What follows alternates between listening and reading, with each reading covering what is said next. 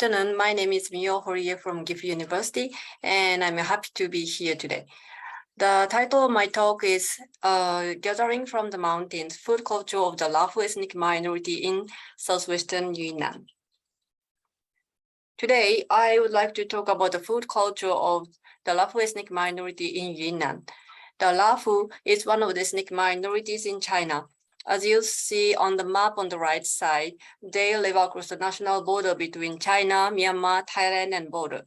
In 2012, the population of the Lahu in China is about 500,000. The Lahu had been the hunter-gatherers in the mountain. They lived nomadic lifestyle, but they gradually began to settle down after the establishment of People's Republic of China. Historically, they established rivalry and codependent relationship with the people on the plains, such as the Dai people and the Han Chinese, and they exchanged wild resources and wild products with the product of the plains. According to anthropological research, the Lahu society is called a society of gender equality. I'm not a natural scientist or agrarian, but I am an anthropologist, so I had been researching in an anthropological way. I had been lived in one place. My research site is P Village in Lanchan Lahu Autonomous County. The population is about 246 people, 67 households, including temporary workers outside the village, and its climate is between temperate zone and semi-tropical zone. My research period is on the slide, and the aim of presentation today. Actually, my main research topic is marriage migration of the Lahu, and I do not have any scientific knowledge about the wild resources. But today I want to introduce the Lahu food culture and discuss the current revival of the traditional wild herb usage. First, I will overview the daily food supply of the Lahu. Rice. Rice is the most basic and important source of the calories for the Lahu. In Lahu language, the word for eating rice or ojabe means having a meal. Traditionally, they did slash and burn agriculture on the slope of the mountain, but it is gradually replaced by paddy rice cultivation. One reason is that P villagers reuse paddy field abandoned by the Dai lowlanders. The other reason is that government encourages paddy rice cultivation and hybrid rice for poverty reduction. Currently, over 80% of the villagers do paddy rice cultivation, and they do not want to continue slash and burn cultivation. But in the process, local traditional dry rice seeds are gradually disappearing. Next, condiment and vegetables. The typical basic condiment is called api in Lahu language. It is a grated paste of peppers with salt. The Lahu really love peppers. It is indispensable in every meal. When they have no vegetables, no meat, and nothing to eat with rice, they just eat rice with peppers. So there is the idiom of the phrase, the Lahu peppers, the Dai bean sauce, Lahu api, picho no ke. The paper shows both the identity and the symbol of the impoverished status of the Lahu. And vegetables, every family has a small vegetable garden on the outside of their house. They cultivate at least peppers, green spring onions, beans, pumpkins, cucumbers, spinach greens, chayote, and so on. These condiments and vegetables are most frequently eaten their side dishes. And meat. Many of them cannot eat meat every day, but meat is considered a very nourishing and powerful food. They most frequently eat domestic chickens and pigs and sometimes ducks. It's because these animals are often sacrificed to cure the illness and to celebrate the festivals. They also raised oxen and water buffaloes, but it is used for cultivation and rarely eaten. They think good meat has the power to recover the sickness, so when they feel bad, they kill the livestock and eat meat. Same as many hunting societies, wild animals are sold as more powerful than domestic animals. Before the establishment of People's Republic of China, they had been the good hunters. They hunted wild pigs, wolves, muntjac, rabbit, and even tigers. Currently, the usage of gun is prohibited, but they still love hunting with a slingshot. It is mainly small birds and a kind of squirrel. Other crops. They cultivate corn, mainly for feeding livestock. And there are also diverse fruits such as mango, banana, plants, and so on. They love to eat them. And they also introduced cash crops, sugarcane since late 1990s, and eucalyptus since 2003, and coffee since 2010. The most widely cultivated cash crop is sugarcane. The main income of the villagers is from sugarcane, other than labor migration among young generations. In summary, currently the main source of food comes from the cultivated field and domestic livestock, unlike the nomadic and hunting-gathering tradition of the Lahu. But still, they love to gather the food from mountains. Then I move on to the mountainous product they consume. Gathering mountainous products closely relate to the daily routine. It is grazing livestock. Among the Lahu, husband and wife is the main economic unit, and the couple are basically working together. Their main paddy field is 3 kilometers far from the village, so they walk to the field with buffaloes and cows every day. On the way to and from the fields, they gather a variety of wild food in the mountains. Although it's a small percentage of the diet and calories, collecting wild food is a daily pleasure for them. The first one is wild bees. There are several types of bees. Some create honey and some are not. Not only they love to eat honey, but they also eat bee larvae for making soup and stir fry. And also beeswax is important for making candles. And wasp heads are used to ward off evil spirits, so they make necklace or brooches of the wasp heads and put it on the children's headdresses. And cicadas. In summer, not only children, but also adults are passionate to get cicadas. They love to eat it by frying and making a paste. And fishes. Although they rarely go fishing because the river is far lower than the village in the mountain, but some villagers love to go fishing. In many cases, they got very small amount of small loaches, but they love to eat it by broil them and graze them into a paste. Next is wild herbs and greens. Unfortunately, I cannot identify lots of wild herbs and greens, but they eat varieties of wild greens every day. I can identify chipugo. Chipugo is a hotunia or a dokudami in Japanese. They love to eat the dokudami.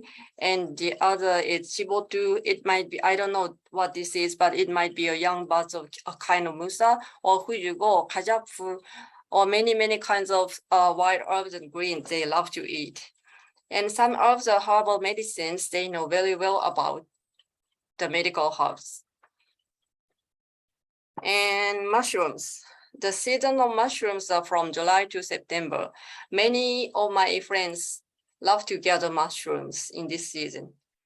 I also cannot identify most of them, unfortunately, but Mugoni, it might be a Naijianjin in Chinese, or Mchoni is a Honggu, Mushipo is a Baisonlu or truffle, maybe.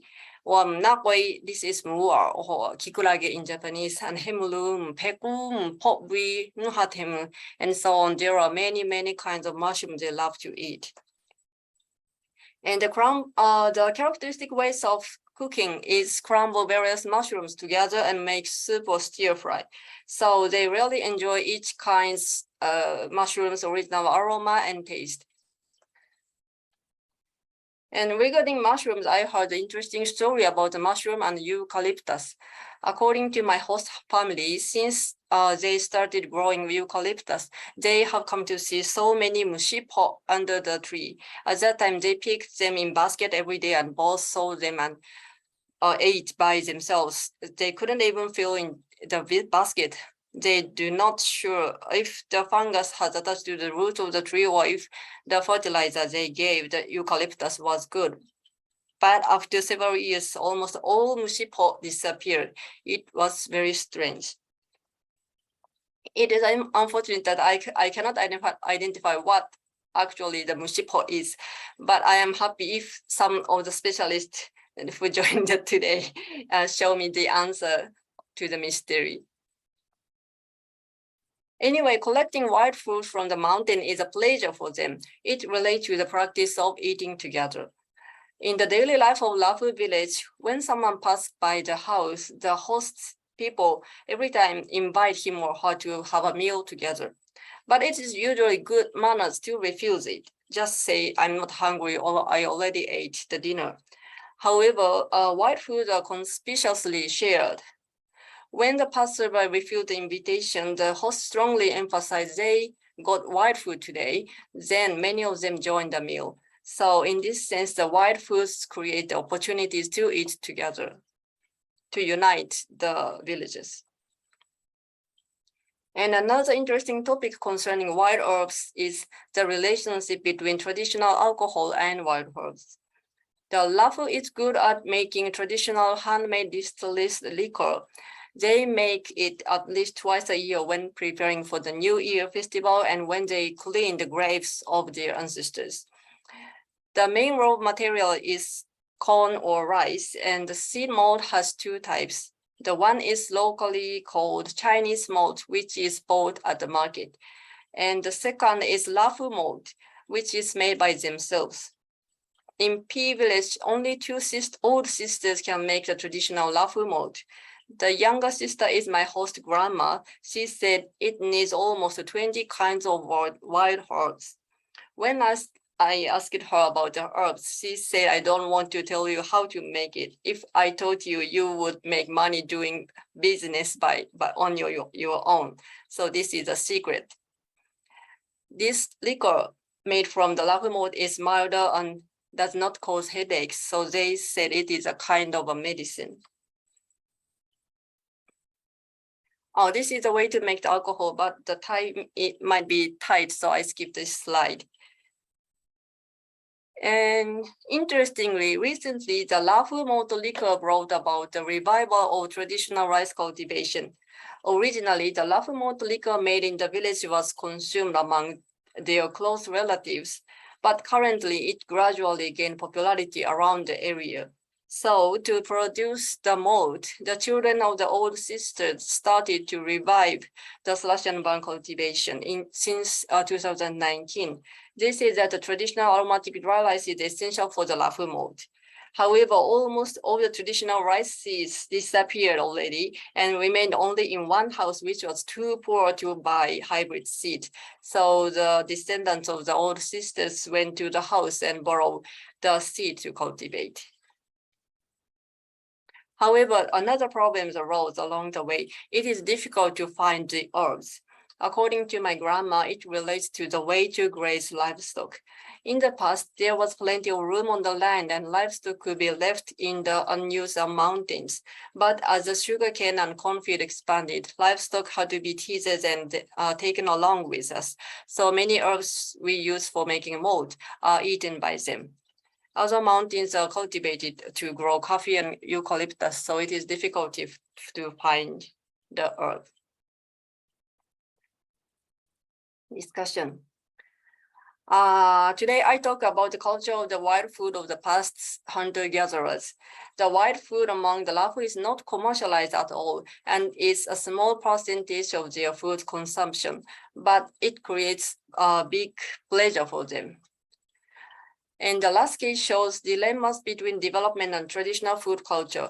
On the one hand, the government is actively developing the area to reduce poverty, such as the introduction of sugarcane and coffee and expansion of the paddy rice field.